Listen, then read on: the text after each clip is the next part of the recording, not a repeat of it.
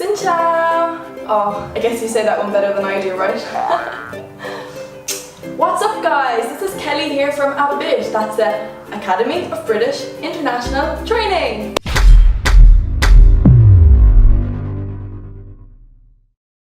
Right now I'm going to tell you all you need to know about the IELTS exam. It's actually really simple and I'm going to talk you through all of it. With my help and advice, you can do this. Okay, first things first, the structure. We have part 1, part 2 and part 3. Easy, right?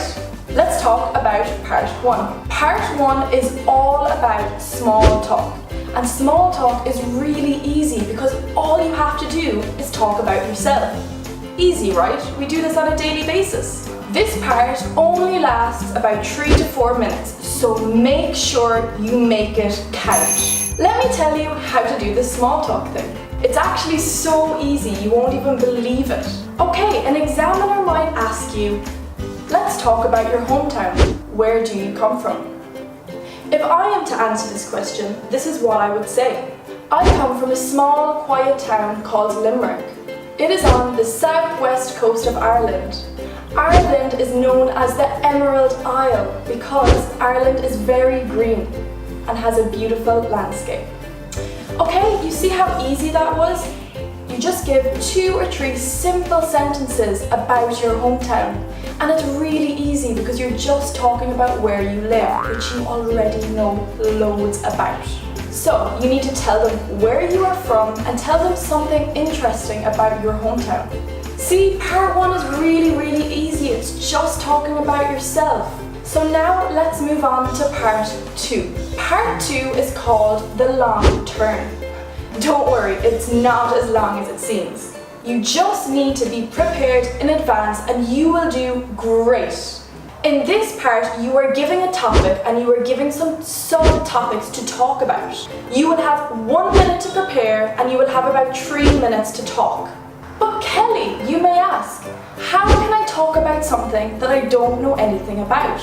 Well, that's why we're doing this video, right? Because I'm going to give you some examples of what you may be asked. So here are some common topics that you may be asked in part 2.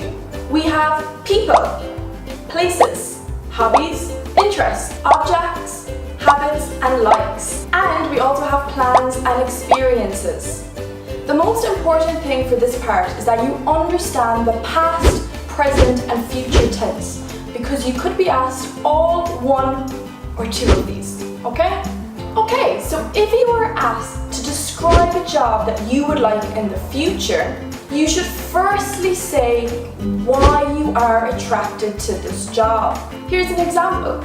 I really want to be a doctor when I grow up because I really want to save lives, and also I really love science in school. You see, you're just saying why you're interested in the job that you want to do.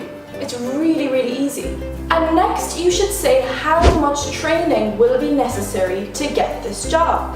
For instance, if I am to become a doctor, I would have to do 8 years in university and then I would have to be a doctor trainee in a hospital for a further 2 years. You need to tell them some personal qualities that will require you to do this job. So if you're to become a doctor, if I am to become a doctor, I would need to be very compassionate, understanding, but I would also need to have a lot of knowledge of this subject because it is very important if you're going to study medicine.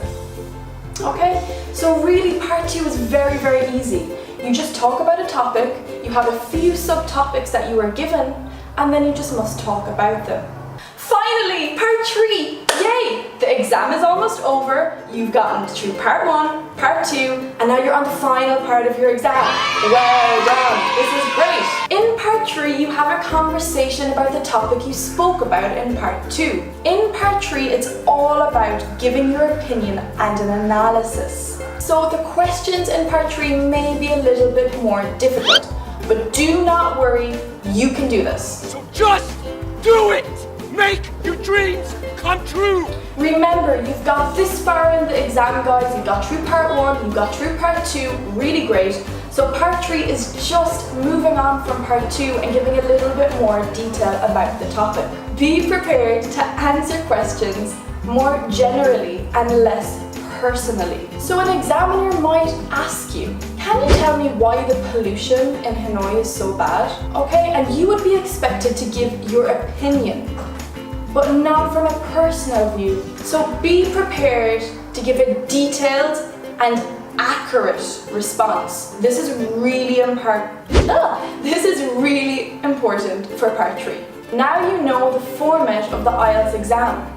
There's no need to be worried or stressed. I know exams can be very stressful, but you just need to remember to breathe and be prepared for your exam.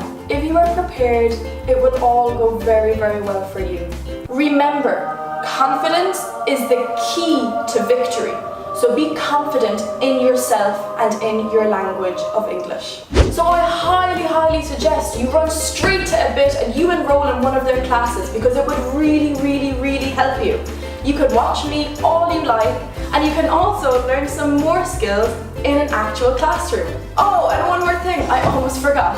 Do not forget to hit that subscribe button, hit the like button, and please comment down below what you want to see in the next video.